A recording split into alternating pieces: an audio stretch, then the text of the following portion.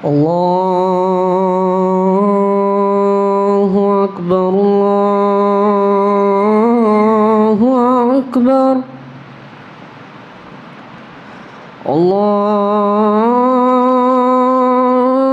الله أكبر الله أكبر. أشهد أن لا إله إلا الله.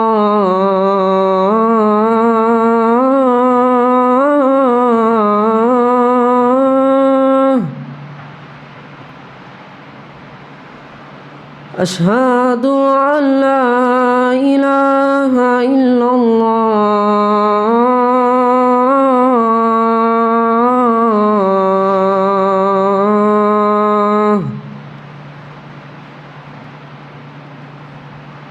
أشهد أن محمدًا رسول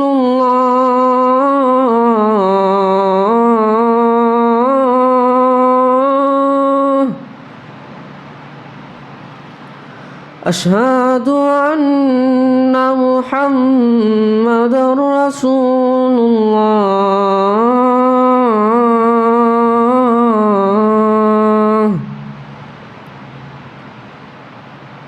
حي على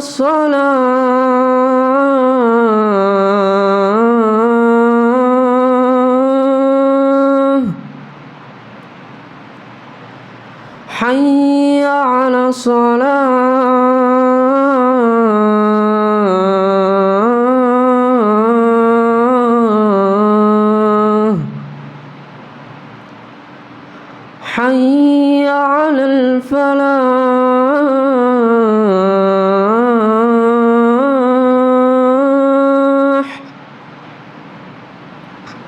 حي على الفلاح.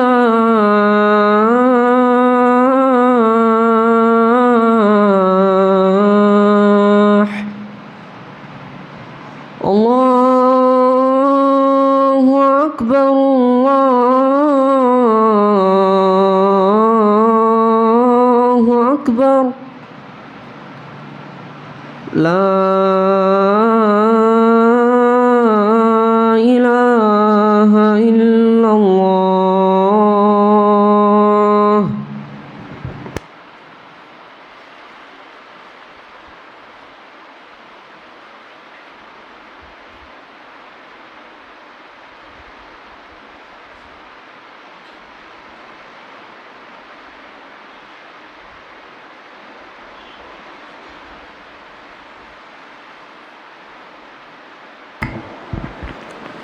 إن الحمد لله نحمده ونستعينه ونعوذ بالله من شرور أنفسنا ومن سيئات أعمالنا. من يهده الله فلا مضل له ومن يضلل فلا هادي له. وأشهد أن لا إله إلا الله وأشهد أن محمدا عبده ورسوله. إن أصدق الحديث كتاب الله وخير الهدي هدي محمد وشر الأمور محدثاتها وكل محدثة بدعة وكل بدعة ضلالة وكل ضلالة في النار. يا أيها الناس اتقوا ربكم الذي خلقكم من نفس واحدة وخلق منها زوجها وبث منهما رجالا كثيرا ونساء واتقوا الله الذي تساءلون به والأرحام إن الله كان عليكم رقيبا. يا أيها الذين آمنوا اتقوا الله حق تقاته ولا تموتن إلا وأنتم مسلمون.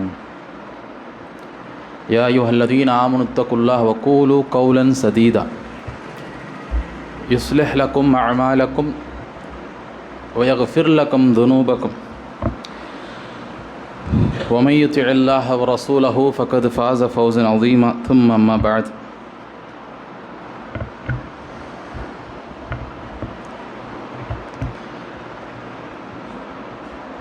இன்றைய ஜும்மாவினுடைய உரையாக நம்மை நாமே சுய பரிசோதனை செய்து மதிப்பீடு செய்யக்கூடிய வகையிலான சில செய்திகளை இன்ஷா அல்லாஹ் நாம் பகிர ஆசைப்படுகிறேன். முதலாவதாக ஒரு கேள்வியை முன்வைக்க விரும்புகின்றேன். அதற்கான பதிலை சப்தமிட்டு யாரும் சொல்ல வேண்டிய அவசியம் கிடையாது. மனதிற்குள்ளே அதற்கான பதிலை அளித்து கொண்டால் போதுமானதாக இருக்கும். நம்மளிடத்தில் நீங்கள் யார் என்று ஒருவர் கேட்பாரே ஆனால் எப்படிப்பட்ட நிலையில் என்றால் யாருமே இல்லாத நிலையில் ஒரு அறையில் வீட்டில் தனியாக இருக்கிறோம். நம்மோடு மனைவி, மக்கள், ஃப்ரெண்ட்ஸு, ஸ்டூடெண்ட்ஸ் யாரும் கிடையாது. ஃபோன் மட்டும்தான் இருக்குது, நாம் மட்டும்தான் இருக்கோம் தனியாக. அப்படிப்பட்ட அந்த நேரத்தில் நான் யாராக இருக்கின்றேன், மக்கள் மத்தியில் நான் எப்படி அறிமுகமாகி இருக்கின்றேன், மக்கள் என்னை எவ்வாறு பார்க்கிறார்கள், அதுவல்ல நான் என்பது. நான் உண்மையான நான் என்பது மக்களெல்லாம் இல்லாத சமயத்தில் ரப்பை தவிர வேறு யாருமே காணாத அந்த நேரங்களில், அந்த நொடிகளில் நான் அல்லாஹுக்கு உண்மையானவனாக இருக்கின்றேனா என்பதுதான் கேள்வி. இந்த கேள்விக்கான பதிலை ஒவ்வொருவருமே நாம் அளித்து கொள்ள கடமைப்பட்டிருக்கின்றோம். பள்ளிக்கு வரும் பொழுது நல்ல புத்தாடை அணிந்து மார்க்கம் சொல்லக்கூடிய வகையில் சிறிதளவேனும் எண்ணெய் போடுவது, நல்ல நறுமணம் பூசிக்கொண்டு நல்ல சிரித்த முகத்தோடு அஸ்ஸலாமு அலைக்கும்னு சொல்லி வருவது, சீக்கிரமாக வந்து உட்கார், இதெல்லாமே வெளிப்படையிலிருந்து நல்ல செயல்கள், யாரும் மாற்றுக்கிறது கிடையாது, சுன்னத்தானவைகள். ஆனால் இந்த செயல்களெல்லாம் மக்கள் மத்தியில் நாம் இவ்வாறு இருந்து கொண்டு பெரிய தாடி, தொப்பி, வெள்ளையாடை இதெல்லாம் ஒரு புறம் இருக்க, தனிமையில் நாம் எவ்வாறு இருக்கின்றோம்? ஒவ்வொரு மனிதருமே தனிமையான தருணங்கள் சந்தித்தே தீருவான், அவனுடைய வாழ்க்கையில் இருந்தே தீரும். அந்த நேரத்தில் எவ்வாறு இருக்கின்றோம்? அல்லாஹ் சுப்ஹானஹு வ தஆலா கூறி காட்டுகின்றான், யஅலமு ஹாயினத்துல் அயூன், அவன் கண்கள் செய்யக்கூடிய மோசடியை அறிந்தவனாக இருக்கின்றான். வமா துஃபிஸ் சுதூர், நெஞ்சங்கள் மறைத்து வைத்திருக்கூடியதும் அறிந்தவனாக இருக்கின்றான் என்று அல்லாஹ் சுப்ஹானஹு வ தஆலா கூறி காட்டுகின்றான். நம்மை பற்றி ஒருவர் அறிந்து கொள்ள நம்மளுடைய ஃபோனை வாங்கி அன்லாக் பண்ணி பார்க்கணும். அல்லது ஏதேனும் தவறு செஞ்சுருக்காங்கன்னா சாட்சி காமி அப்படின்னு வக்கனையாக பேச தோணும். யாராச்சும் வந்து சொன்னால் தான் நான் தவறு செஞ்சுருக்கேன், இல்லைன்னா நான் யோக்கியன் அப்படின்லாம் சொல்ல தோணும். ரப்புக்கு அப்படியா? அல்லாஹ்க்கு நம்மளுடைய ஃபோனை அன்லாக் பண்ணி காமிச்சா தான் நான் எப்படிப்பட்டவன் அல்லாஹ்க்கு தெரியுமா? அல்லது 4 சாட்சியை கூட்டிகிட்டு வந்து நிரூபித்தா தான் அல்லாஹ்க்கு தெரியும், இல்லைன்னா அல்லாஹ்க்கு தெரியாமல் போயிடுமா? கேமரா வச்சு தான் அல்லாஹ் பார்ப்பானா? கிடையாது. அல்லாஹ் நம்மை தொடர்ந்து கண்காணித்து கொண்டே இருக்கக்கூடியவனாக இருக்கின்றான்.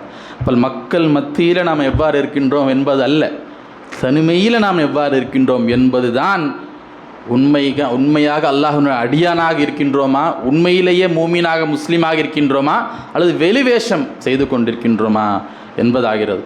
இதில் மிக முக்கியமான ஒரு விஷயம் என்னவென்றால், நம்மள அதிகமான பேர் தெரிந்தோ தெரியாமலோ இரட்டை வாழ்விற்கு சொந்தமானவராக இருக்கின்றோம்.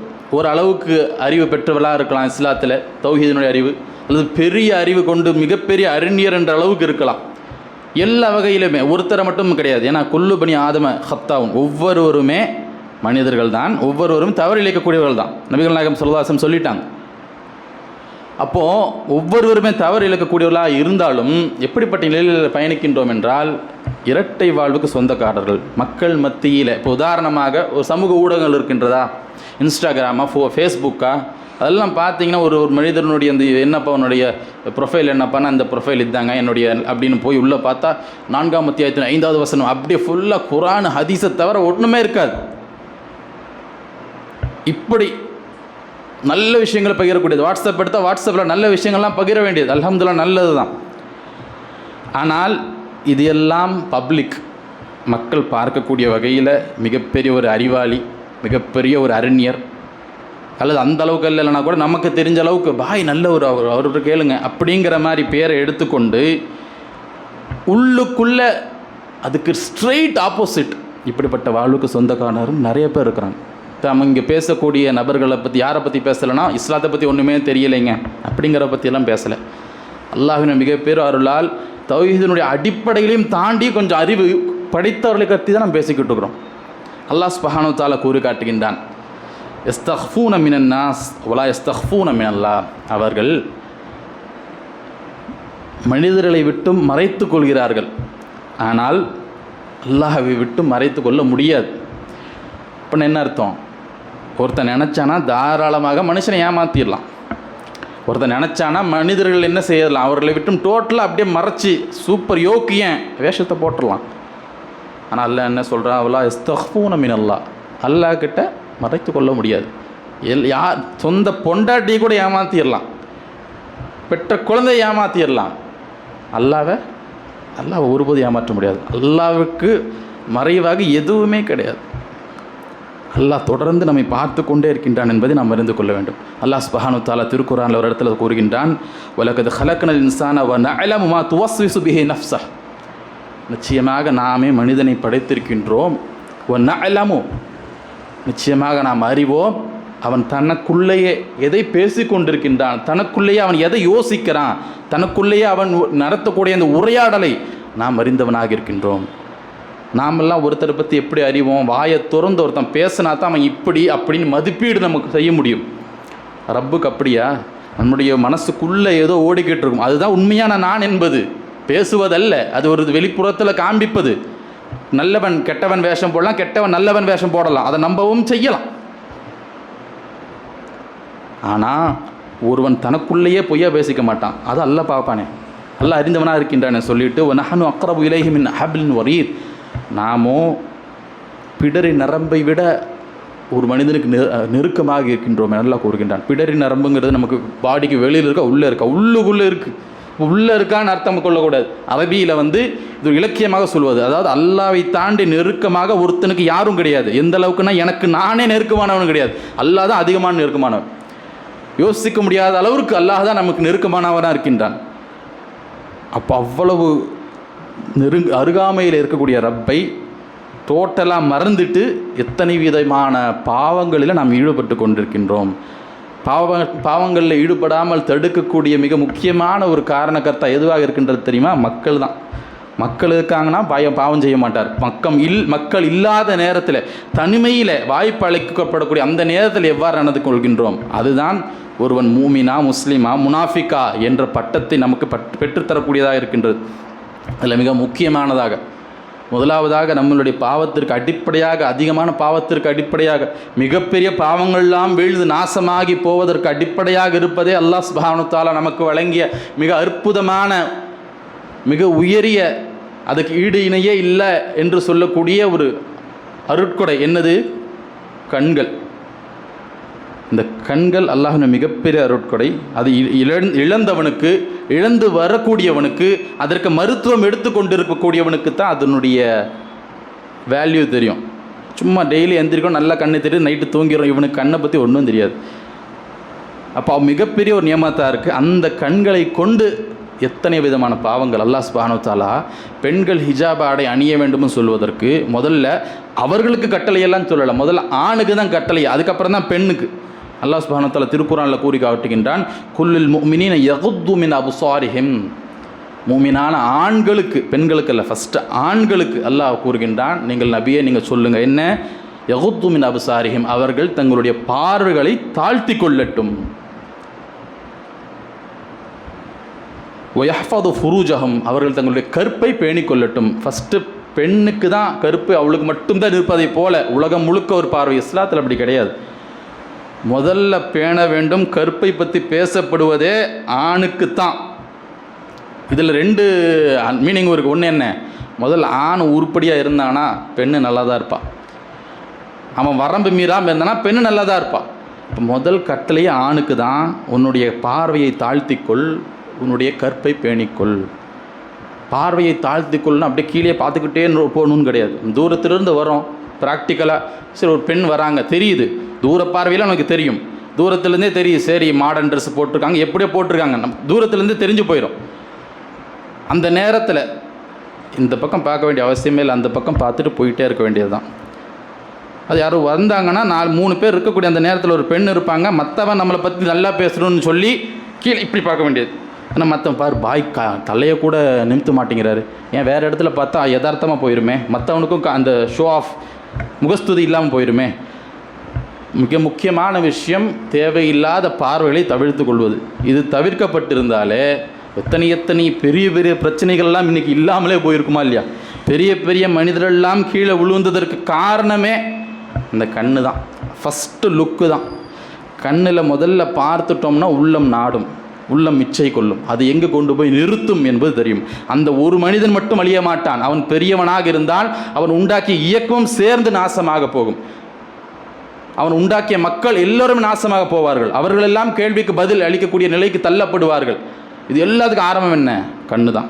இப்போ கண்ணை பாதுகாக்க தவறினால் டோட்டலாக கொலாப்ஸ் ஆகிவிடும் என்பதை நம்ம என்ன செய்யணும், மனதில் கொள்ள வேண்டும். நபிகள் நாயகம் ஸல்லல்லாஹு அலைஹி வஸல்லம் அவர்கள் சொன்னாங்க, இன்னல்லாஹ கதப அலா இப்னி ஆதம ஹத்தத்துன் மினஸ் ஸினா. ஆதமுடைய மனிதன் ஒவ்வொருவர் மீதுமே விபச்சாரத்தினுடைய பங்கு எழுதப்பட்ட ஆச்சு என்ற கருத்தில் நபி ஸல்லல்லாஹு அலைஹி வஸல்லம் சொல்கிறாங்க அதற்கு தாலிக லா மஹாலத். அதிலிருந்து ஒருத்தனும் எஸ்கேப் ஆக முடியாது, ஒவ்வொருவருக்கும் விதிக்கப்பட்டுருச்சு. ஆணுக்கு மட்டும் கிடையாது, கவனிக்கணும். நபி ஸல்லல்லாஹு அலைஹி வஸல்லம் சொல்லக்கூடியது ஆணு பெண் 2 பேருக்கும் தான்.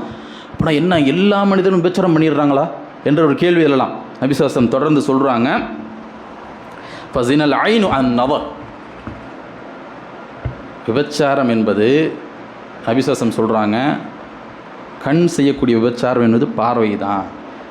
தேவையில்லாத இச்சை கொண்ட ஒரு பார்வையை கொண்டு ஒரு பெண் ஒரு ஆணை பார்ப்பது, ஒரு ஆண் ஒரு பெண்ணை பார்ப்பது, இது விபச்சாரம். உலகத்தில் எந்த ஒரு மதமும், எந்த ஒரு மார்க்கம், எந்த ஒரு சித்தாந்தமும் இதை விபச்சாரம் என்று அழைக்காது. இல்லி நகையாடும், யாருப்பா பார்க்கலங்கோ, நீ நகையாடிட்டு போயிடலாம். இஸ்லாம் ஆரம்பத்திலேயே முளையிலேயே தீமையை கிள்ளி எரிஞ்சிடும். சின்ன ஒரு ஓட்டை இருந்தால் தான் தண்ணி அதுலேருந்து பீச்சிட்டு வரும். அந்த ஓட்டை சின்னது தானே, இதில் என்னங்க லீக் ஆகும்னா அதுலேயே வர அந்த ஓட்டையினுடைய சைஸ் பெருசாகிடும்.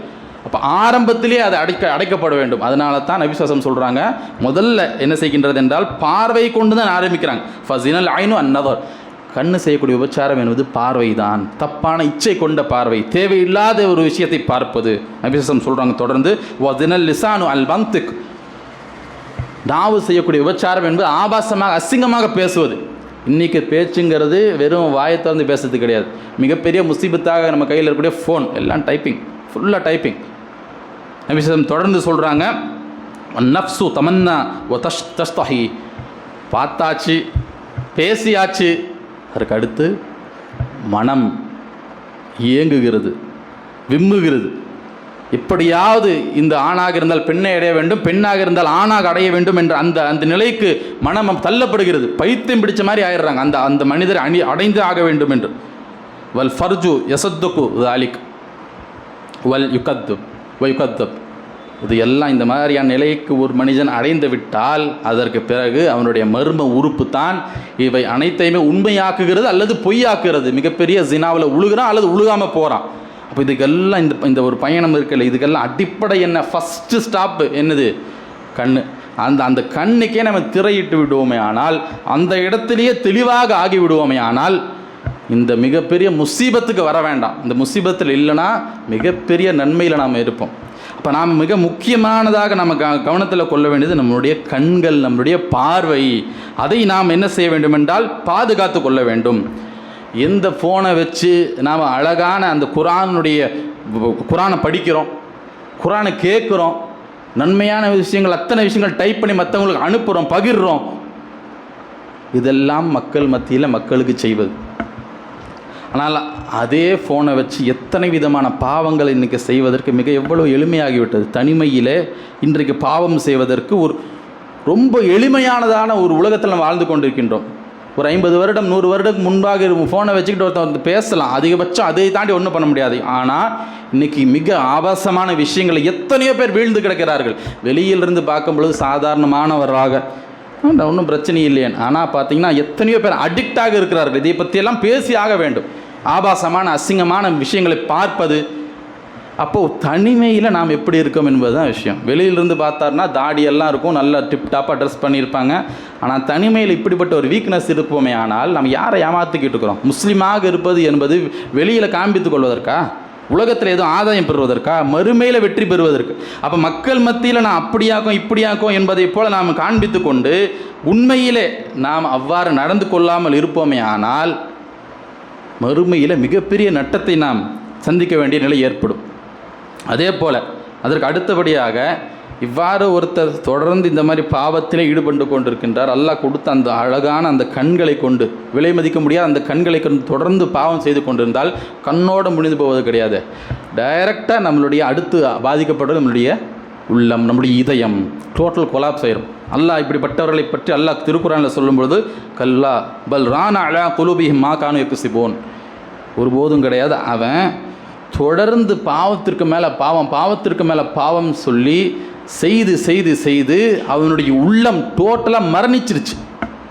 அப்போ பல் ரான் அலா குலூபிஹிம், ரான் அப்படின்னா இப்போ ஒரு இரும்பு இருக்குது, துரு பிடிச்சிச்சுன்னா டோட்டலாக முடிஞ்சிருச்சு, இரும்புனுக்கு வேஸ்ட்டாக போயிடும். அந்த மாதிரி மனித உள்ளம் துரு பிடிச்சிருது.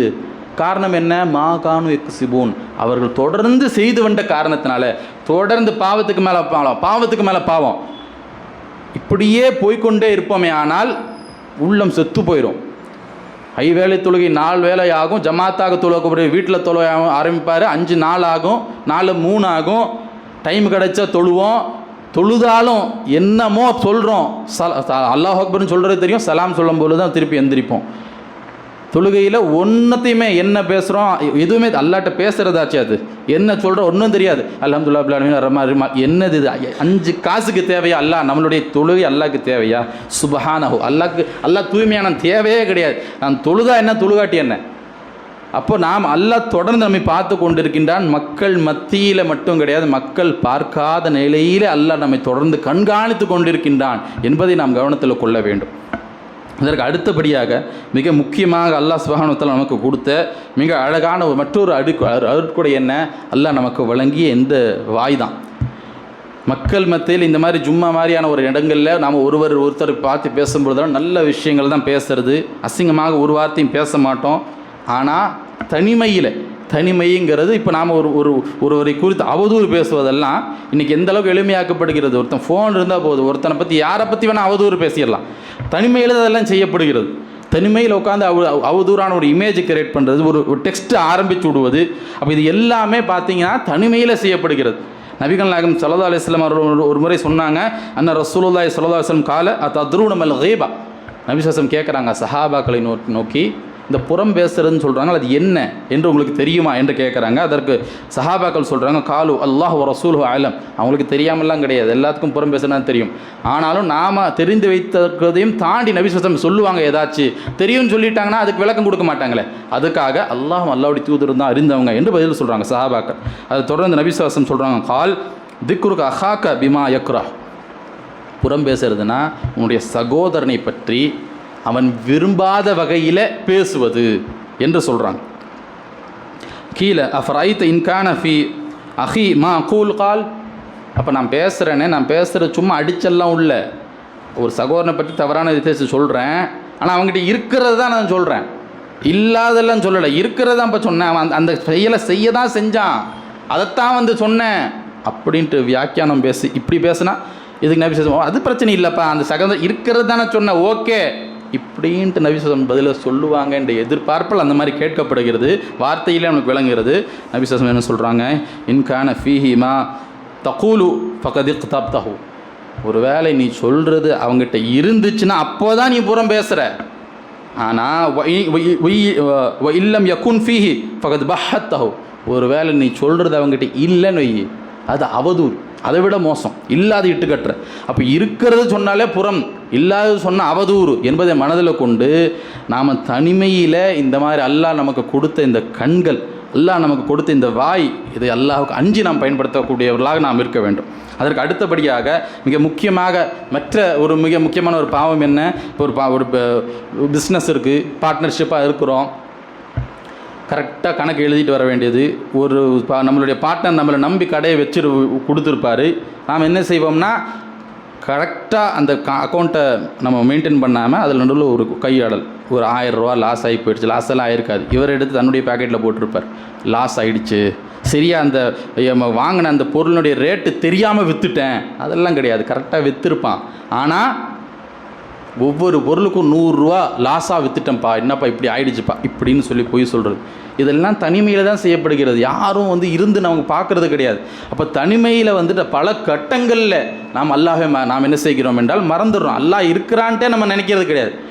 இப்போ ஒரு மாணவர் இருக்கிறார், ஒரு ஸ்கூலில் காலேஜில் வந்துட்டு விட்டடிக்கிறது கூட மார்க்கத்தில் ஹராம் தான். ஏன்? அது மார்க்கம் இல்லைங்களே. மார்க்கம் இல்லை தான். ஒரு மனிதன் பிறந்ததுலேருந்து இறக்கும் வரைக்கும் தன்னுடைய டோட்டல் கேரக்டர் எப்படி இருக்குன்னு மார்க்கம் தானே சொல்லுது. அப்போ ஒருத்தன் உனக்கு கொஸ்டின் பேப்பர் கொடுக்குறான், மிஸ் அங்கே இருந்தாலும் சரி, டீச்சர் இருந்தாலும் இல்லாட்டியும் நாம் எதற்கு ஒப்புக்கொண்டு அங்கே உட்காந்துருக்குறோம்? இன்னொருத்தன் கேட்டு நான் எழுத மாட்டேன், பார்த்து நான் எழுத மாட்டேன், ஏமாற்ற மாட்டேன், எனக்கு தெரிஞ்சது தான் இப்படின்னு சொல்லிட்டு அவன் அங்கே திரும்பினோன்னு இங்கே இவன்ட்ட பாட்டு கேட்கறது, மற்றவனுக்கு காமிக்கிறது, இதெல்லாம் மாணவர்கள் இதெல்லாம் என்ன மார்க்கத்தில் இதுவும் கூட கூடாது. அப்போ தனிமையில் ஒரு சான்ஸ் கிடைக்கும்போது நான் அயோக்கியனாக இருக்கிறேனா? முனாஃபிக்கத்தனம் இருக்குன்னு அர்த்தம். அல்லது யோக்கியனாக இருக்கின்றதா என்பது தான் கேள்வி. மக்கள் மத்தியில் யார் வேணாலும் நாடகம் ஆடிவிடலாம். நபிகள் நாயகம் ஸல்லல்லாஹு அலைஹி வஸல்லம் அவர்கள் மற்றொரு கர்ணத்தில் சொன்னாங்க என்னவென்றால், மிக முக்கியமானதாக, ஒவ்வொரு மனிதருமே வெளியில் எப்படி வேஷம் காட்டாலும் தன்னுடைய மனைவியின் இடத்துல உண்மையான அந்த நிலையை காண்பித்தான் ஆகணும். அதனால தான் நபி ஸல்லல்லாஹு அலைஹி வஸல்லம் சொன்னாங்க, ஹைருக்கும் லி அஹ்லி வானா ஹைருக்கும் லி அஹ்லி.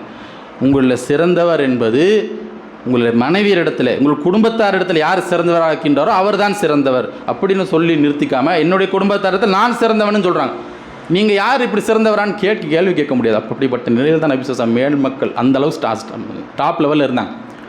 அப்போ நாம் வெளியில் மற்றவன் எத்தனையோ பேர் பார்க்குறோம், இப்படி மக்கள் மத்தியில் அவ்வளோ சிரித்து பேச வேண்டியது.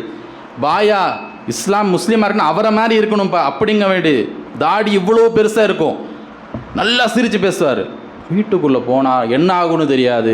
ஸ்பிளிட் பர்சனாலிட்டி டிஸார்டர்ன்பாங்க. அந்த மாதிரி டோட்டலாக அப்படியே மாறி மனைவியை பார்த்தா எரிஞ்சு ஒழுக வேண்டியது. மனைவிங்கிறது மனைவி கிடையாது, அவள் அடிமை என்பதை போல் நடத்த வேண்டியது. பிள்ளை இடத்துல சிரித்து பேசவே மாட்டார், சிடுன்னு தான் இருப்பார். வெளியில் பார்த்தா அவ்வளவு புன்முறுவல், அவ்வளவு நளினமான குணம். அப்படி இப்போ சொந்த பொண்டாட்டி இடத்துல எப்படி நடந்துக்கிற, உன்னுடைய பிள்ளை இடத்துல எப்படி நடந்துக்கிற, எடுத்தெறிஞ்சு பேசுறது, மிக உண்மையான குணம் அங்கே தான்ப்பா வெளிப்படுது, வெளியில் கிடையாது. வெளியில் பர்சனாலிட்டி எப்படி வேணால் பண்ணிடலாம். அப்போ இதெல்லாம் தனிமையில் நாம் மட்டும் இருக்கக்கூடிய அந்த சந்தர்ப்பங்களில் நம்மை எவ்வாறு நாம் நடந்து கொள்கின்றோம் என்பது தான் மிக முக்கியமானதாக இருக்கிறது. ஏனென்றால் ஒரு நாள் வரும், அந்த நாளையில் அல்லாஹ்விடத்தில் நம்முடைய அனைத்து குற்றங்களும் முன்வைக்கப்படும். யௌம துபுல சராயர், அல்லாஹ் திருக்குறானில் கூறு காட்டுகின்றான். ஒரு நாள் வரும், அந்த நாளிலே ஒட்டுமொத்தமாக அனைத்து ரகசியங்களும் உடைத்து விடப்படும், எல்லாமே வெட்ட வெளிச்சமாகும். அப்போ நாம் எல்லாம் மறைஞ்சிருச்சு, நம்மளை பற்றி எல்லாருக்கும் தெரியல அப்படின்னு நினச்சா எல்லாம் பார்த்துக்கிட்டு இருக்கான். இப்போ ஒரு நாள் எல்லோருக்கும் முன்பாக எல்லாம் என்ன செய்வான், காண்பிப்பான். நம்மளுடைய தனிமையான வாழ்க்கை, தனிப்பட்ட வாழ்க்கை, இந்த இடத்துல ஜும்மா பேசி கொண்டிருக்கக்கூடிய அந்த நேரத்தில் ஒவ்வொருவருக்கா ஒரு நம்பர் இங்கேப்பா ஒரு ஸ்க்ரீனை காமிச்சு பாருங்கள், இதுதான் உங்களுடைய தனிமையான வாழ்க்கைன்னு நம்ம பார்க்குறதுக்கு, நாம் காண்பிக்கிறதுக்கு நம்மளை ஒருத்தராக தயாராக இருப்போமா? என்ன பேசுகிறீங்க அப்படின்னு தோணும். அப்போ அப்படிப்பட்ட நிலையில் இருந்தால் நாம் எங்கேயோ அதில் பாதாளத்தில் இருக்கோன்னு அர்த்தம். எனவே நாம் மக்கள் மத்தியில் இல்லை, அல்லாஹ்வின் மத்தியில், அல்லாஹ்வை மட்டும் பார்க்கக்கூடிய அந்த தருணங்களில் அவனுக்கு அஞ்சக்கூடியவெல்லாம் இருக்க வேண்டும் என்று கூறி என்னுடைய முதலாம் முறையை முடிக்கிறேன். வாஹிர்தவான் அல்ஹம்துலில்லாஹி ரப்பில் ஆலமீன்.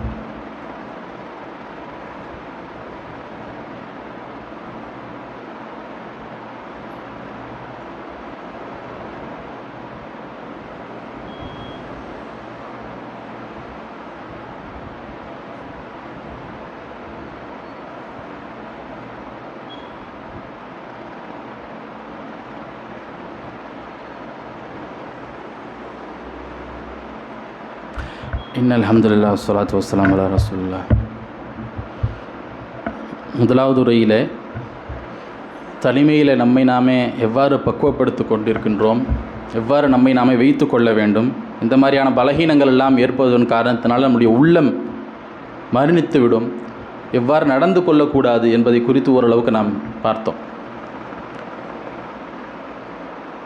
தனிமையில் ஒருவர் இதை சரியான முறையில் ஒருவர் தன்னைத்தானே சீர் செய்து கொள்வாரேயானால் அதற்கு கிடைக்கக்கூடிய அந்த வெகுமதி என்பது எண்ணிலடங்காத நன்மைகளை அல்லாஹ் வைத்திருக்கின்றான். முதலாவதாக நம்மளுடைய உள்ளம் உயிர் பெறும், உயிருள்ள மனிதராக இருப்போம். வெளிப்படையில் மூச்சு உறவெல்லாம் உயிருள்ளவன் நம்ம நினச்சிக்கலாம். ஆனால் அல்லாஹ் குர்ஆனில் நமக்கு எப்படி சொல்லி காட்டுகின்றான், அல்லாஹ்வை ஏற்று அல்லாஹ்வுக்கு அஞ்சி ஒவ்வொரு நிமிடம் கழிக்கிறான்ல, அவன்தான் உண்மையிலே உயிருள்ளவன். நபிகள் நாயகம் ஸல்லல்லாஹு அலைஹி வஸல்லம் ஒரு முறை கூறினார்கள், ரஜுலுன் தஅத் இம்ரஹது தாத்த மன்சிபின் வ ஜமால் ஃபகால இன்னி அகாஃபுல்லாஹ்.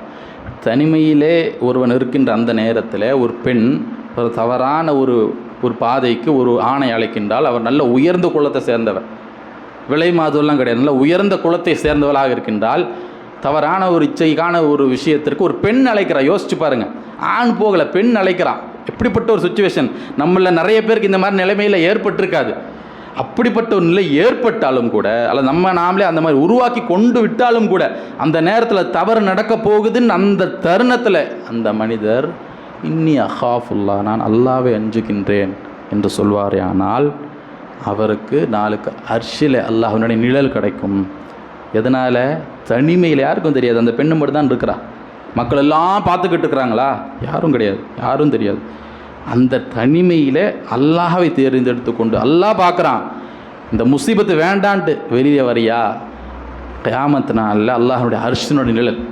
தொடர்ந்து தனிமையினாலே எவ்வளவு பாருங்கள். இந்த ஒரு கேட்டகரி மட்டும் கிடையாது, அதற்கு அடுத்து கூட நபி ஸல்லல்லாஹு அலைஹி வஸல்லம் என்ன சொல்கிறாங்க, ஒரு ரஜுலுன் தஸத்தக பி ஸதகத்தின் ஃபஅஃபாஹா ஹத்தா லா தஅலமு யமீனஹு மா துன்ஃபிகு ஷிமாலஹு. ஒரு மனிதர் இருக்கின்றார், அவர் தன்னுடைய வலது கரம் செய்யக்கூடிய அந்த தர்மம் இடது கரத்துக்கே தெரியாது, அந்த அளவுக்கு மறைவியில். இதுவும் என்ன? தனிமை தான். அப்போ நாம் தனிமையில் செய்யக்கூடிய பாவங்கள்லாம் இல்லாமல் போகணும்னா தனிமையில் அல்லாஹ்வை தேர்ந்தெடுத்து கொள்ள வேண்டும். உலகத்தை தேர்ந்தெடுத்து கொள்ளாமல் தனிமையில் அல்லாஹ்வை தேர்ந்தெடுத்து கொள்வோமே ஆனால், ஒரு சதக்கா செய்கிறோம், தர்மம் செய்கிறோம், மக்கள் மத்தியில் செய்கிறது அல்ஹம்துலில்லாஹ் செய்யலாம். ஆனால் ஒரு சிலவற்றையாவது யாருக்கும் தெரியாது, எவன் வாங்கினானோ அவனுக்கு மட்டும்தான் தெரியும் அப்படின்னு இருக்கணும். அது இன்றைக்கி எப்படிப்பட்ட காலத்தை வாங்குகிறோம்னா, யார் வாங்குறாரோ அவருக்கே தெரியாமல் நாம் இன்றைக்கி என்ன செய்யலாம், ஆன்லைன் மூலமாக சேஃபான டொனேஷன்ஸ் மூலமாக நாம் கொடுக்கலாம். அப்போ அல்லாஹ் மட்டும்தான் தெரியும், என்னுடைய மனைவிக்கு கூட தெரியலை அப்படிங்கிற மாதிரியான சதக்காவை செய்வதுங்கிறது சும்மா 10-11வது நன்மை கிடையாது. இப்படிப்பட்டவருக்கும் நாளைக்கு அல்லாஹ்வின் புறத்திலிருந்து அல்லாஹ்வினுடைய அர்ஷினுடைய நிழல் கிடைக்கும். எவ்வளோ பெரிய உயரிய தரஜா. இதுவும் தனிமையில் என்னை நானே பக்குவப்படுத்திக் கொள்வதனால் கிடைக்கக்கூடிய நன்மை. மூன்றாவது ஒரு அர்ஷில் கிடைக்கும் அந்த நன்மையில் 3 கேட்டகரி. தனிமையில் ஒருத்தன் சரியாக இருப்பது தான். மூன்றாவதாக நபிகள் நாயகம் ஸல்லல்லாஹு அலைஹி வஸல்லம் சொல்கிறாங்க, ஒரு ரஜுலுன் தக்கரல்லாஹு ஹாலியன் ஃபாதத் ஐனா. ஒரு மனிதர் இருக்கின்றார், யாரும் கிடையாது, மனைவி இல்லை, மக்கள் இல்லை, ஃப்ரெண்டு கிடையாது, ஃபோனு கிடையாது, எதுவுமே கிடையாது. தனியாக ஒருத்தன் ஒரு அறையில் அமர்ந்திருக்கின்றான். ஒரு நிமிஷம் தன்னுடைய அந்த வாழ்க்கை எப்படி வாழ்ந்திருக்கிறான்னு யோசித்து பார்க்குறான். எவ்வளோ பெரிய தவறுகள், எவ்வளோ பெரிய பாவங்களை தொடர்ந்து செய்து வந்திருக்கிறேனே. அல்லாஹ் நமக்கு அறிவில்லாத நேரத்தில் செய்த பாவங்கள் ஒரு விஷயம், அதற்கு பாவம் கேட்கறது ஒன்று, பாவம் மன்னிப்பு கேட்கறது ஒன்று. அல்லாஹ் எனக்கு அறிவு கொடுத்த பிறகு எவ்வளோ பாவம் செஞ்சு வந்திருக்கிறேனே அப்படின்னு யோசித்து தன்னுடைய கண்களை தாரை சாரையாக அந்த நீர் வார்க்கின்றான். தனிமையில் இவனுக்கு அர்ஷினுடைய நிழல். அப்போ எவ்வளோ பெரிய உயர்ந்த விஷயம் கிடையாது. அப்போ நாம் வெளியிலும் சரி உள்ளேயும் சரி நாம் சரியாக இருக்கணும் என்றால், வெளியில் எப்படி காண்பித்து கொள்கிறோம் என்பது கிடையாது. தனிமையில் அல்லாஹ்வை தேர்வு செய்து கொண்டு தனிமையான அந்த ஒழுக்கமான ஒரு வாழ்க்கை நாம் மேற்கொள்வோமே ஆனால், அதுதான் இம்மையிலும் மறுமையிலும் நமக்கு வெற்றியை பெற்றுத்தரும் என்று கூறி என்னுடைய 2ஆம் முறையை முடிக்கிறேன். வாஹிர் தஅவானா அல்ஹம்துலில்லாஹி ரப்பில் ஆலமீன்.